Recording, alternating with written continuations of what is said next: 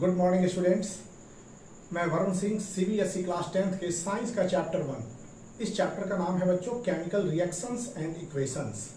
बच्चों इस चैप्टर का आज हम थर्ड लेक्चर लेने जा रहे हैं, तब तक आप हमारे इस वीडियो में बने रहेंगे। हम आज के लेक्चर में पढ़ेंगे केमिकल रिएक्शंस के बारे में और कैरेक्टरिस्टिक्स ऑफ केमिकल रिएक्शन के बारे में।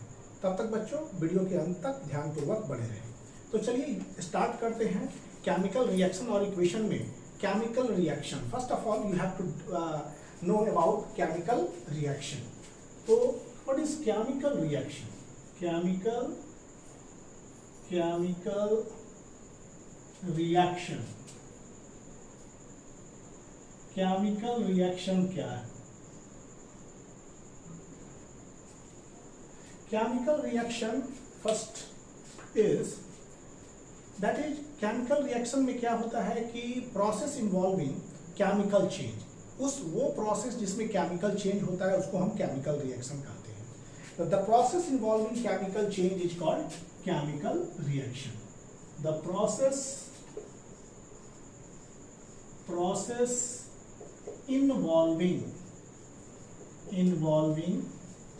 केमिकल चेंज is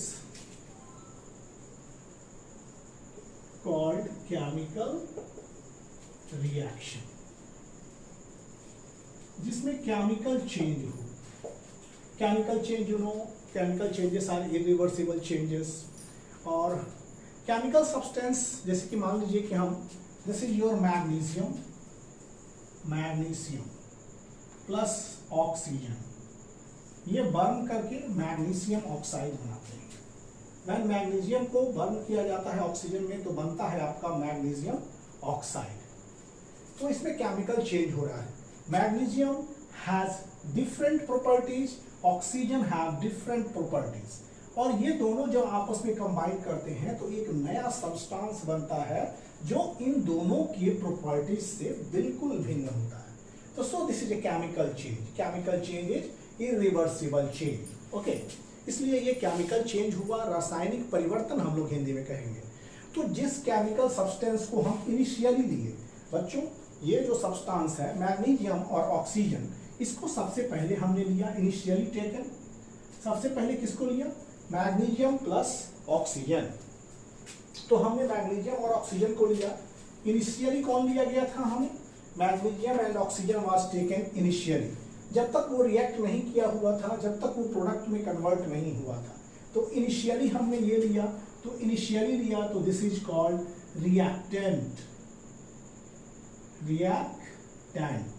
इसको बच्चों रिएक्टेंट कहते हैं। मतलब कि chemical substance which we are taken initially, जो कि इनिशियली लिए वो हम रिएक्टेंट कहते हैं। Substance taken initially are called reactant. And chemical substance, इनके बीच जब रिएक्शन हुआ तो एक सब्सटेंस बना जो कि बिल्कुल डिफरेंट प्रॉपर्टी का है। और इसमें जो सब्सटेंस बना, chemical substance which are formed during chemical reaction, इन दोनों के बीच केमिकल रिएक्शन हुआ और इससे एक नया सब्सटेंस बना, and this substance is called product. This is called product. इसको कहा हमने प्रोडक्ट। ओके, तो कभी भी किसी भी रिएक्शन में जो सब्सटेंस को आप पहले लेते हैं that is called initially the substance which you take is called reactant. And as a reactant के बीच रिएक्शंस होता है, reactant magnesium and oxygen after reacting with each other they give a new substance that is called product. तो here तो magnesium burns in oxygen to give magnesium oxide. इसका नाम है magnesium oxide. This is magnesium and this is oxygen. और जितने भी gases हैं उनको मॉलिक्यूलर फॉर्म में ही लिखते हैं। तो burning of magnesium ribbon in air is a chemical reaction. This is magnesium ribbon and burning of magnesium ribbon in oxygen is a chemical reaction. ये एक केमिकल रिएक्शन हुआ। तो रिएक्टेंट को किधर लिखा जाता है बच्चों? Reactant we write along the left hand side, this is my left hand, और इस साइड आप लिखेंगे रिएक्टेंट। एंड रिएक्टेंट और प्रोडक्ट को एक एरो से सेपरेट करते हैं। इसके बाद product is written on the right hand side of the arrow. इस एरो के राइट हैंड साइड में क्या हुआ? प्रोडक्ट, और एरो के लेफ्ट हैंड साइड में रिएक्टेंट। तो reactant react to give product, ये कह सकते हैं। Here you can write reactant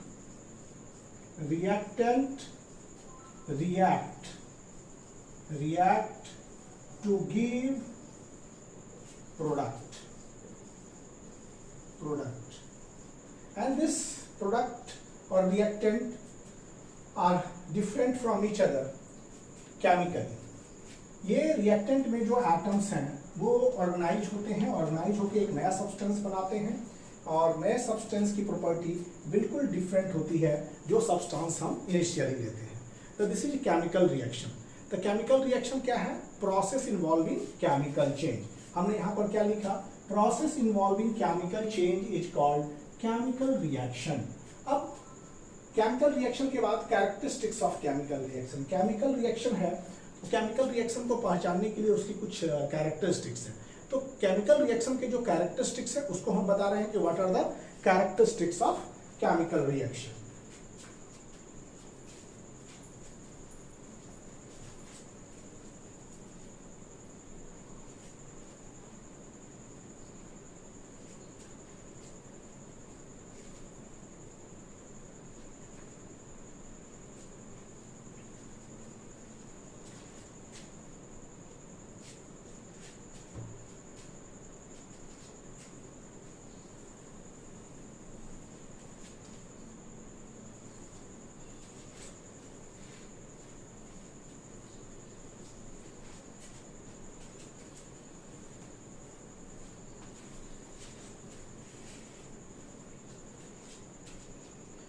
अब बच्चों हमारे सामने है कैरेक्टरिस्टिक्स। हर रिएक्शंस की कुछ ना कुछ कैरेक्टरिस्टिक्स होती है, तो सब रिएक्शन की कुछ एक कॉमन कैरेक्टरिस्टिक्स होती है और उसको हम समझेंगे। जैसे characteristics of chemical reaction. Chemical reaction में characteristics of a chemical reaction. Characteristics of a chemical reaction. Chemical reaction की क्या कैरेक्टरिस्टिक्स है इसको हम लोग समझेंगे। तो पहला चीज, कुछ ऑब्जर्वेशन जो आपको हेल्प करेंगे to determine whether the reaction has taken place और नॉट। आप कैसे जान पाएंगे कि रिएक्शन हुआ है या नहीं हुआ है? तो कुछ ऑब्जर्वेशन है। पहला है observation that help to determine whether chemical reaction has taken place or not। तो इसमें पहला बच्चों change in state. First is change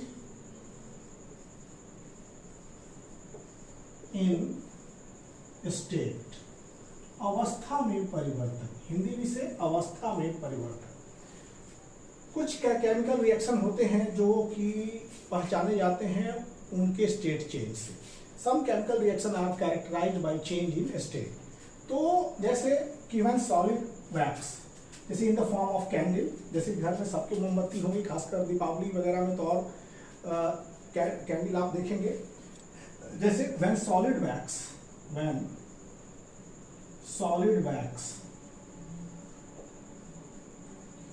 wax कहाँ, जैसे कि कैंडल के रूप में ही देखिए। ऐसे तो सॉलिड वैक्स पेट्रोलियम इंडस्ट्री वगैरह में ही मिलेगा। तो when solid wax in the form of candle,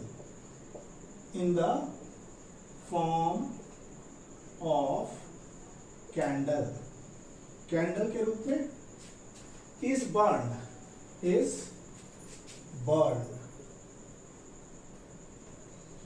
जब सॉलिड वैक्स को बर्न करते हैं तो क्या होता है? then water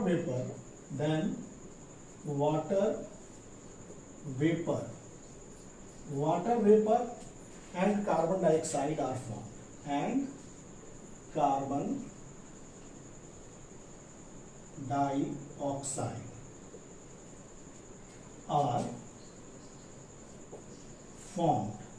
ओके बच्चों, तो यहाँ पर वैक्स, सॉलिड वैक्स, मोम, जो हिंदी में मोम आप लेंगे, और मोम को किस रूप में? कैंडल के रूप में। जब आप उसको लिट करते हैं तो वो बर्न करता है, तो उसके साथ साथ आपको कार्बन डाइऑक्साइड एंड वाटर बनते हैं। You get CO2 and H2। तो जनरली मोम इज पेट्रोलियम प्रोडक्ट, और उसमें होता क्या है कि वो हाइड्रोकार्बन्स होते हैं, कार्बन और हाइड्रोजन से बने सब्सटेंस है वो, और इसको जैसे आप बर्न करते हैं तो उससे बनता है आपको carbon dioxide and water vapour. गर्म होके वाटर वेपर आपको दिखाई देगा और कार्बन डाइऑक्साइड मिलेगा। तो यहाँ पर जो कार्बन वाटर वेपर है it is in gaseous form and carbon dioxide is also gas, मतलब यहाँ पर ये दोनों गैस फॉर्म है। लेकिन वैक्स क्या था, सॉलिड। तो मोम was solid and wax was solid in the form of candle. जब उसको बर्न किए तो उनके बीच केमिकल रिएक्शन हुआ। केमिकल रिएक्शन से नए चीज क्या बने, आपके वाटर वेपर बने और कार्बन डाइऑक्साइड बने। एक बार फिर, when you burn solid wax in the form of candle, that is, तो बर्न करने के बाद जो वैक्स है उनके बीच जो है केमिकल रिएक्शन होता है, बिकॉज वैक्स जो होता है केमिकली हाइड्रोकार्बन है, कार्बन हाइड्रोजन का से बना हुआ होता है। उसको जैसे बर्न करेंगे तो carbon get converted into carbon dioxide and hydrogen जो है वो कन्वर्ट कर जाएगा वाटर में। तो मोम basically hydrocarbon, hydrocarbon made up of carbon and hydrogen. तो carbon part oxidise in air in the form of carbon dioxide, whereas hydrogen forms water. तो water is in the form of vapour, carbon dioxide is in the form of gas. तो solid wax तो solid था, उसको burn किए तो दो gaseous हमको product बने। तो स्टेट यहाँ चेंज हुआ। तो स्टेट में चेंज ये दर्शाता है कि chemical reaction has taken place. चूंकि solid wax is solid and its product is gaseous, indicating that chemical reaction has taken place. Okay, next also when a mixture of hydrogen gas, जब आप hydrogen gas H2 gas, when a mixture of hydrogen gas, when I can write this, when mixture of hydrogen gas and oxygen gas, जब mixture of hydrogen gas and oxygen gas को ignite करते हैं electricity के presence में, तो क्या होता है कि वाटर बनता है। इग्नाइटेड विथ इलेक्ट्रिक स्पार्क, मतलब when mixture of hydrogen gas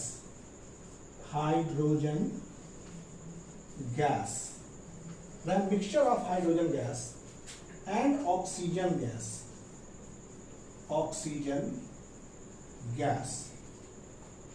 is ignited with electric spark, is ignited with electric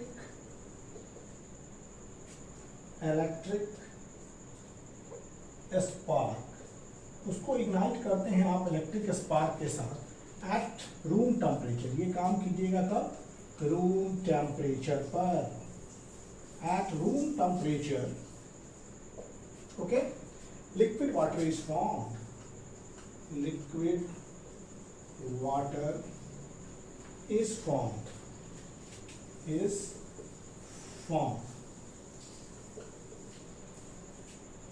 तो when a mixture of hydrogen gas and oxygen gas ignited, इसको इलेक्ट्रिक स्पार्क से ignite करना है room temperature पर, तो you will gate liquid water, मतलब आपको water मिलेगा। जैसे यहाँ पर बच्चों, this is your hydrogen gas in the gaseous form है। ये देखिए हाइड्रोजन यहाँ पर गैसियस फॉर्म में है।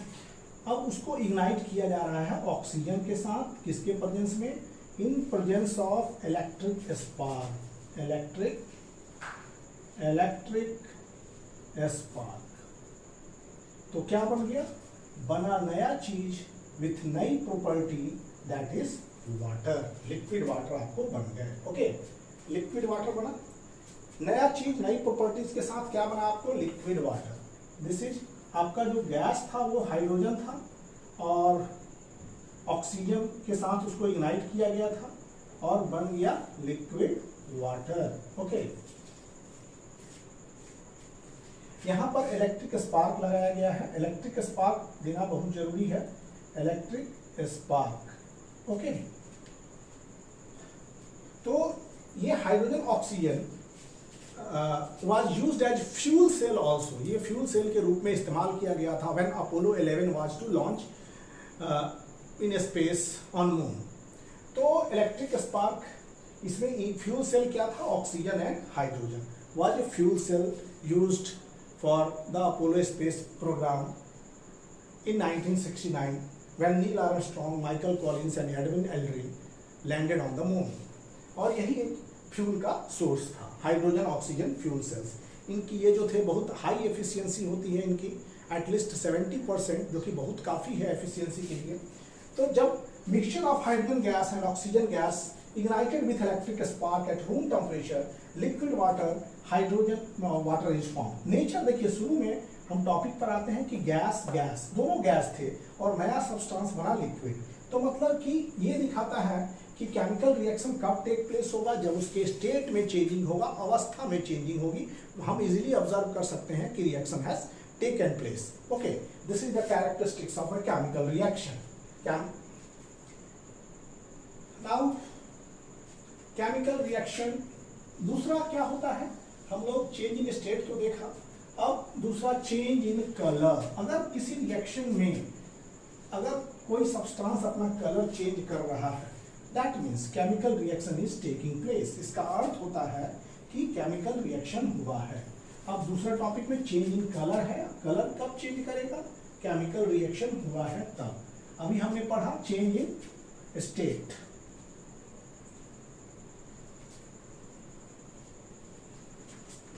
अब पढ़ेंगे change in colour. Change in colour, तो कलर में चेंजिंग क्या होती है, चेंज इन कलर, रंग में परिवर्तन। Okay, this is the second point. इसके पहले हमने देखा चेंज इन स्टेट, मतलब सॉल्व। इसके पहले हमने चेंज इन स्टेट पढ़ा, अब पढ़ रहे हैं चेंज इन कलर। तो change in colour, some chemical reactions are accompanied by change in colour. कुछ केमिकल रिएक्शन जो हैं तभी प्रदर्शित होते हैं जब उनके रंगों में परिवर्तन होता है। तो रंगों में परिवर्तन होना मतलब रिएक्शन हैज टेकन प्लेस। अब जैसे कि मान लीजिए कि हमारे पास 2 बीकर्स हैं, दोनों, this is the beaker, this is the second beaker. Okay, एक में हमारे पास सॉल्यूशन है लेड नाइट्रेट का, this is solution of lead nitrate, and this is the solution of potassium iodide, potassium iodide. Okay, lead nitrate and potassium iodide, इनके बीच this, ये lead nitrate को दिखा रहे हैं, लेड नाइट्रेट,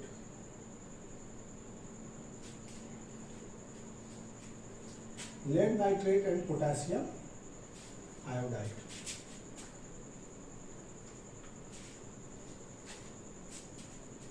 के बीच का reaction.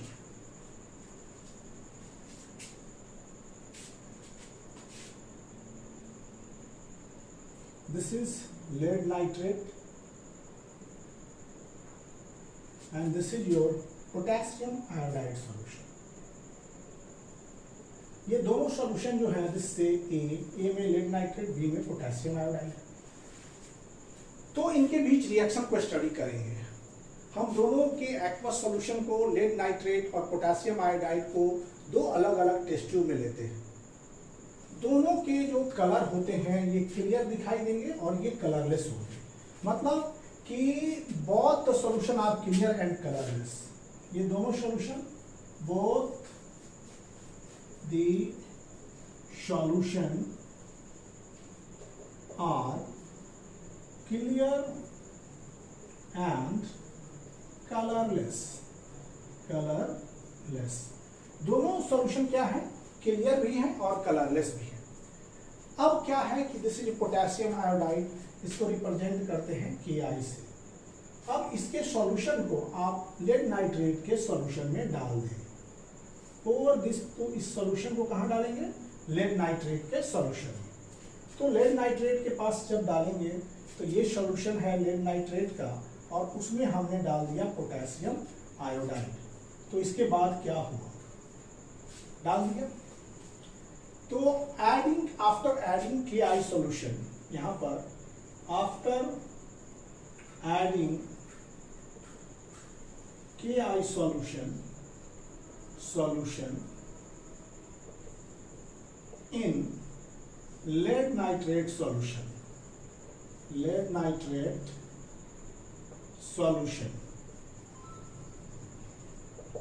After adding KI solution in lead nitrate solution, yellow precipitate is formed.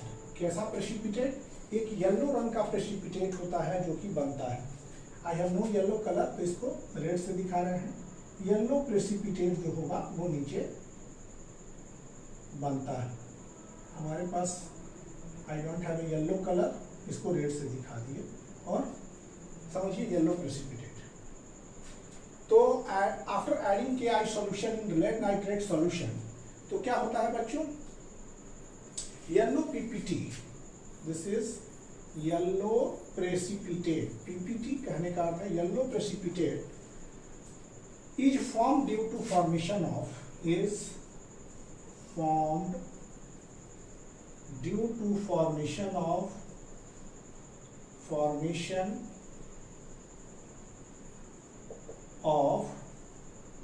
lead iodide. यह येलो प्रेसिपिटेट किसका है? लेड आयोडाइड का है. लेड आयोडाइड का. ओके, येलो प्रेसिपिटेट बन जाता है. तो red precipitate of yellow lead iodide, this source, अगर मान लीजिए ऐसा प्रेसिपिटेट होता है या कलर चेंज होता है तो क्या बताता है कि this source that reaction has taken place. In first beaker we have taken lead nitrate solution and in second beaker we have taken potassium iodide solution. दोनों के सॉल्यूशन काफी क्लियर हैं और कलरलेस हैं. तो जैसे आप पोटेशियम आयोडाइड को लेड नाइट्रेट के सॉल्यूशन में डालेंगे तो आपको नीचे एक प्रेसिपिटेट दिखाई देगा और वो प्रेसिपिटेट लेड आयोडाइड का होगा. मतलब चेंज, मतलब colour has been change. Clear colourless solution is changing into yellow precipitate. This shows that उनके बीच रिएक्शन हुआ. ये बताता है बच्चों कि reaction has taken place. Okay, तो reaction has taken place. Change in colour. अब इसमें देखेंगे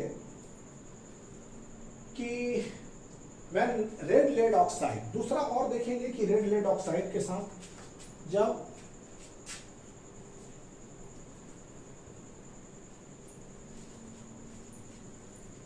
चेंज इन कलर में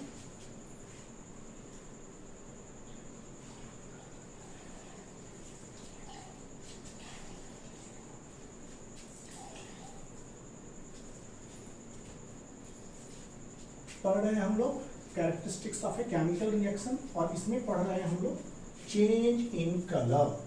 कलर में चेंज. ओके,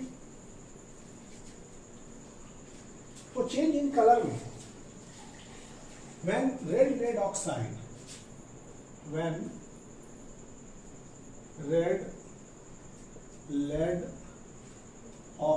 Pb3O4 इसको बोलते हैं. when red lead oxide is heated then yellow lead monoxide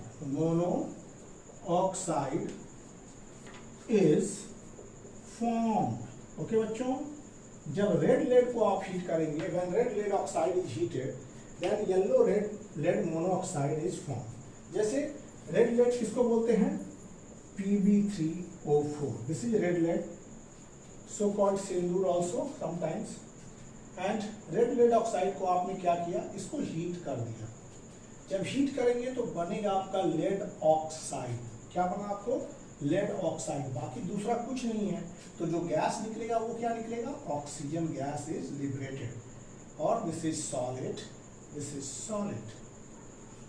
तो ये लेड ऑक्साइड को हमने हीट किया 3, 3, 2, 4. तो यहाँ 2 लगाते हैं, 4 2 जा 8 ऑक्सीजन. ठीक है, यहाँ पर 3 2 जा 6 Pb. जो ज्यादा है उसको पहले देखें. 6 Pb. तो यहाँ पर बना क्या? 6 PbO plus O2. This is the what we get. तो ये जो था बच्चों, ये क्या था? Red lead oxide. This is red lead oxide, और ये चेंज कर रहा है क्या, yellow lead monoxide, yellow lead monoxide में ये चेंज कर दिया। Third thing is this is change in colour. अब third you have to study chain evolution of gas. अब क्या होता है कैरेक्टरिस्टिक्स ऑफ रिएक्शन में गैस का इवोल्यूशन। इसमें हमने क्या देखा कि lead oxide changing into lead monoxide, और ऐसा करने में कलर चेंज होता है, तो हम ये कह सकते हैं कि रिएक्शन बिल्कुल हुआ है, reaction has taken place. Okay,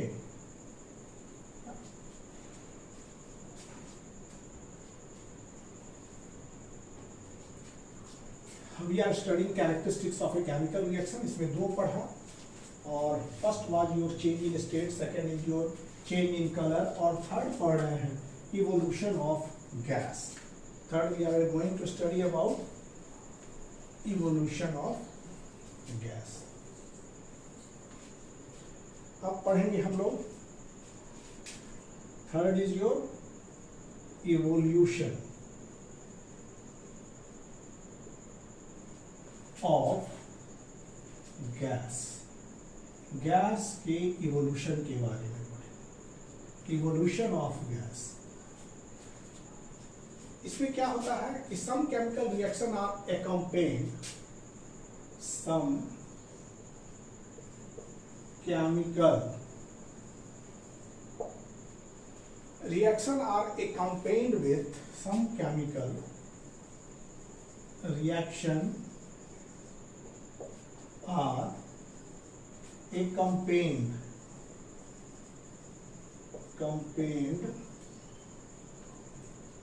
with evolution of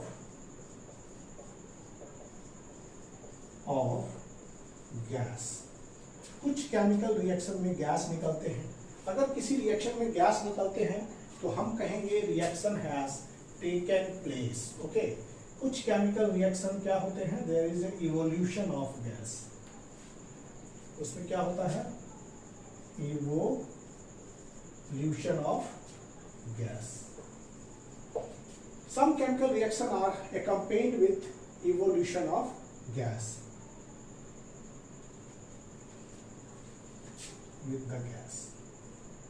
You will study acid, base and salt कि कुछ ऐसे मेटल होते हैं जो रिएक्टिविटी सीरीज में बिल्कुल ऊपर की ओर होते हैं। अगर उनको डाइल्यूट एसिड, जैसे डाइल्यूट हाइड्रोक्लोरिक एसिड या डाइल्यूट सल्फ्यूरिक एसिड, वैसे chemical substance you will study about the activity series later. तो जो हाइड्रोजन के बिल्कुल ऊपर हैं एक्टिविटी सीरीज में, उनको अगर डाइल्यूट एसिड से रिएक्ट कराया जाता है तो वो हाइड्रोजन गैस इवॉल्व करते हैं। जैसे कुछ मेटल्स में, जैसे जिंक हो गया, कैल्शियम हो गया, मैग्नीशियम हो गया, दीज मेटल्स, जैसे कि जेड जिंक, अगर छोटे छोटे जिंक्स के ग्रैन्यूल्स लें,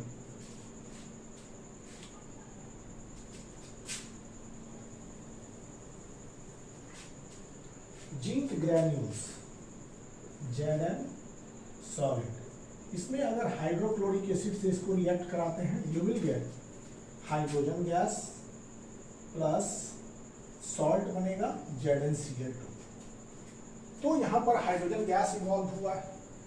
ओके, तो इवोल्यूशन ऑफ गैस, यहां पर गैस का इवोल्यूशन हो रहा है। उसी तरह से आप मैग्नीशियम के साथ HCl डाइल्यूट कंडीशन में, और उसी तरह से magnesium, if you are taking magnesium plus H2SO4, यहाँ सल्फ्यूरिक एसिड है अपने डाइल्यूट कंडीशन में, सल्फ्यूरिक एसिड, तो यहाँ क्या बनेगा, magnesium sulphate plus hydrogen gas. Carbonate रहेगा तो वहां कार्बन डाइऑक्साइड गैस बनेगा, तो प्रोड्यूस हाइड्रोजन गैस। उसी तरह से अगर कुछ रिएक्शन, जैसे लाइमस्टोन को आप हीट करते हैं, calcium carbonate, if you heat this marble, after heating you will get quick lime plus carbon dioxide gas. This is also characterized by evolution of gas, this carbon dioxide is gas. तो अगर किसी reaction में, अगर कहीं reaction में gas, अगर कहीं देखिएगा गैस निकल रहा है दो सब्सटेंस को मिलाने पर, तो समझिए कि chemical reaction has taken place. तो केमिकल रिएक्शन टेकन प्लेस का तीसरा स्थिति था इवोल्यूशन ऑफ गैस। तो बहुत सारे रिएक्शन हैं वो गैस को इवॉल्व करते हैं। ओके, बहुत सारे रिएक्शन क्या करते हैं, गैस को इवॉल्व करते हैं, और reaction these reaction are characterised by the evolution of gas.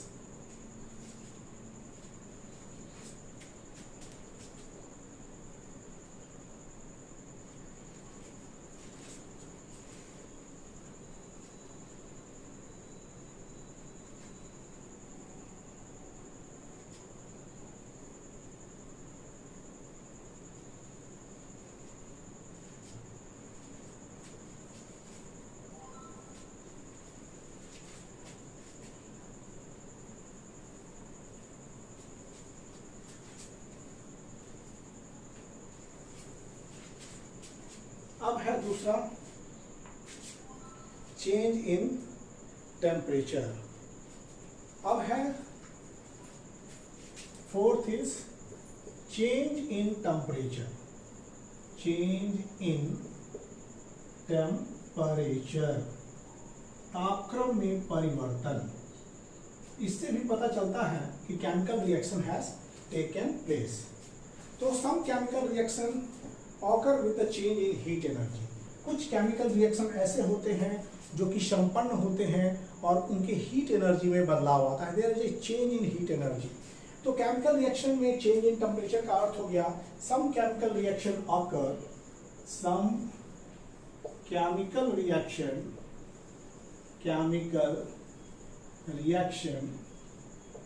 कुछ chemical reaction, not some chemical reaction, some chemical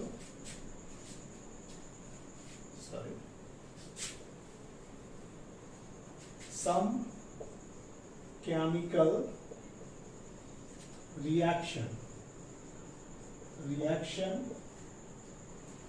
occur with change in heat energy, occur with change in heat energy, change in heat energy. बहुत सारे reaction में देखेंगे कि heat energy में बदलाव आ रहा है, मतलब कि हीट एनर्जी, और आप इसी को कह सकते हैं, और you can say with change in temperature, with change in temperature, कोई रिएक्शन होता है तो आप देखेंगे कि उसका टेम्परेचर बढ़ गया है, मतलब उसके हीट एनर्जी इंक्रीज कर गए। देखिए जैसे मान लीजिए कि आप क्या क्विकलाइन या कैल्शियम ऑक्साइड को जो आप मार्केट से लाते हैं उसमें पानी डालिए, डालने के बाद क्या होता है कि उन वाटर और क्विकलाइन के बीच रिएक्शन चालू हो जाता है और बनता है स्लैकेड लाइन। ऐसे केस में आप जब उस बीकर को टच करते हैं जहां आपने रिएक्शन किया है तो वो हॉट हो जाएगा, मतलब हीट एनर्जी इंक्रीज कर गया। जब हीट एनर्जी इंक्रीज करता है तो वहां टेम्परेचर भी बढ़ जाता है। You will notice at a higher temperature, उस चीज को आप हाई टेम्परेचर पर नोटिस करेंगे। Okay, reaction which result in rise in temperature. अब यहाँ पर इसमें भी दो पार्ट हम कर दे रहे हैं। रिएक्शन व्हिच रिजल्ट इन, कुछ रिएक्शन में राइज होता है टेम्परेचर तो कुछ में फॉल भी कर सकते हैं। तो ए पार्ट है इसका reaction which result in rise in temperature, कुछ रिएक्शन वैसे होते हैं जिसमें टेम्परेचर राइज हो जाता है। Okay, reaction which result in rise in temperature, that is, आप लाते हैं मार्केट से क्या बच्चों, quicklime, calcium oxide is so called quicklime. इसमें आपने क्या डाला, इंट्रोड्यूस कराया, पानी कराया, तो क्या होता है, बनता है एक नया सब्सटेंस विथ नई प्रॉपर्टीज, इसको बोलते हैं slaked lime. This is called slaked lime, calcium hydroxide. तो यहाँ पर आप देखेंगे कि हीट एनर्जी रिलीज होता है। जिस बर्तन में ये बनेगा उसको टच कीजिएगा तो बहुत गर्म होगा, इसका अर्थ है वहाँ का टेम्परेचर बढ़ गया है। सिमिलरली जैसे कि मान लीजिए कि हम लोग भी फूड खाते हैं तो रेस्पिरेशन, फूड का रेस्पिरेशन होता है, फूड का ऑक्सीडेशन होता है। तो respiration is a type of exothermic reaction, because जब ग्लूकोज है वो सब सेल में पहुंचता है। Glucose when enters to the every cell, प्रत्येक सेल में जब हम खाना खाते हैं कार्बोहाइड्रेट्स का सबसे फाइनल प्रोडक्ट जो होता है वो ग्लूकोज होता है। Carbohydrate finally changing to glucose and this glucose diffuse to all part of the body, ये सारे पार्ट ऑफ बॉडी के पार्ट में जाता है और वहाँ वो ऑक्सीजन से रिएक्ट करके ड्यूरिंग एरोबिक रेस्पिरेशन वो कार्बन डाइऑक्साइड और वाटर बनाता है। तो this is also exothermic process. और इसमें क्या होता है कि इसमें भी हीट एनर्जी निकालते हैं। तो जिसमें हीट एनर्जी निकालते हैं, जैसे कि देखिए glucose C6H12O6, this is the simplest form of carbohydrate का, और इसका साइटोप्लाज्म सेल के अंदर क्या होता है, ये ऑक्सीजन से रिएक्ट करता है विच इज गैस, और ऑक्सीजन से रिएक्ट करके क्या बनाता है, कार्बन डाइऑक्साइड प्लस वाटर, अब प्लस एनर्जी, प्लस क्या देता है आपको, हीट मतलब एनर्जी, यू गेट एनर्जी। तो बच्चों यहाँ 6 लगा देंगे, 6 to the 12 हाइड्रोजन, ओके, और देन 6 to the 12 ऑक्सीजन। तो ये द बैलेंस केमिकल इक्वेशन हो, ये ग्लूकोज सॉलिड प्लस 6। तो this is the equation of respiration. Food का ऑक्सीडेशन होता है the carbon dioxide, water plus heat energy, और यही हीट एनर्जी है जिसके कारण, यही एनर्जी है जिसके कारण हम रेगुलर वर्क करते हैं, चलते हैं, दौड़ते हैं और कोई काम करते हैं। और ये था this is the exothermic process. तो क्या कह सकते हैं आप, reaction which result in rise in temperature और reaction in which heat is evolve is called exothermic reaction. The reaction in which heat is evolved is called, क्या कहते हैं बच्चों, this is called exothermic reaction। exothermic reaction, इस reaction को exothermic reaction कहते हैं। और वैसे रिएक्शन जिसमें टेम्परेचर जो होता है बढ़ जाता है तो उसको एक्सोथर्मिक रिएक्शन कहते हैं। That reaction is called exothermic reaction. और कभी कभी कुछ रिएक्शन होता है जिसमें there is a fall in temperature, there are certain reaction in which there is a fall in temperature. कुछ रिएक्शन ऐसे होते हैं जिसमें टेम्परेचर डाउन मतलब कम होता जाता है, और ऐसे रिएक्शन जिसमें टेम्परेचर कम होता है मतलब कि उसमें हीट एनर्जी कम होते हैं, and so this reaction is called endothermic reaction. तो रिएक्शन इन विच, इसके उल्टा चलेंगे हम लोग।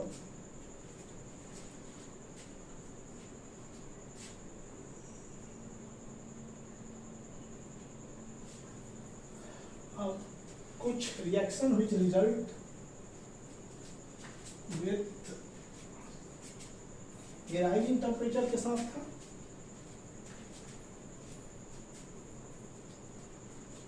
अब है reaction which result in fall in temperature.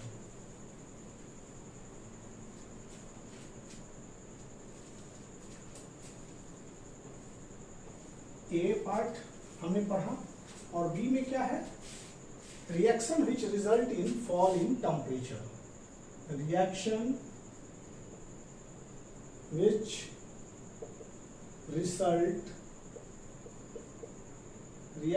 result in fall in temperature। वैसे रिएक्शन जिसमें टेम्परेचर क्या हो जाता है, गिर जाता है। Reaction which result in fall in temperature, result in fall in temperature. Okay बच्चों, कुछ रिएक्शन में क्या होता है कि there is a fall in temperature, temperature में गिरावट आती है। ओके,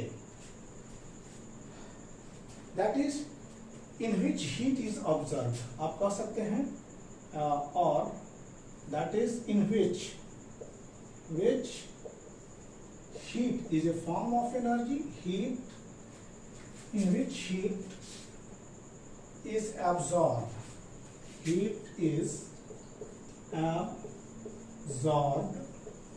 जिसमें हीट एब्जॉर्ब हो रहा है या जिस रिएक्शन में टेम्परेचर डाउन हो जा रहा है, तो ऐसे रिएक्शन को एंडोथर्मिक रिएक्शन कहते हैं। Is called endothermic reaction, is called endothermic reaction. ऐसे रिएक्शन को क्या कहा जाता है बच्चों? एंडोथर्मिक रिएक्शन कहा जाता है। जैसे कि लाइमस्टोन आप मार्केट से लाते हैं, उसको हीट कीजिए। When you heat the limestone, तब देखेंगे कि रिएक्शन वेसल जिसमें आप उसको हीट कर रहे हैं वो थोड़ा ठंडा हो गया है। तो ठंडा होने क्या दिखाता है कि टेम्परेचर फॉल किया है। टेम्परेचर का फॉल होना क्या दिखाता है कि this reaction is endothermic reaction. ऐसे रिएक्शन को हम लोग कहते हैं endothermic reaction. Okay, this reaction is called endothermic reaction.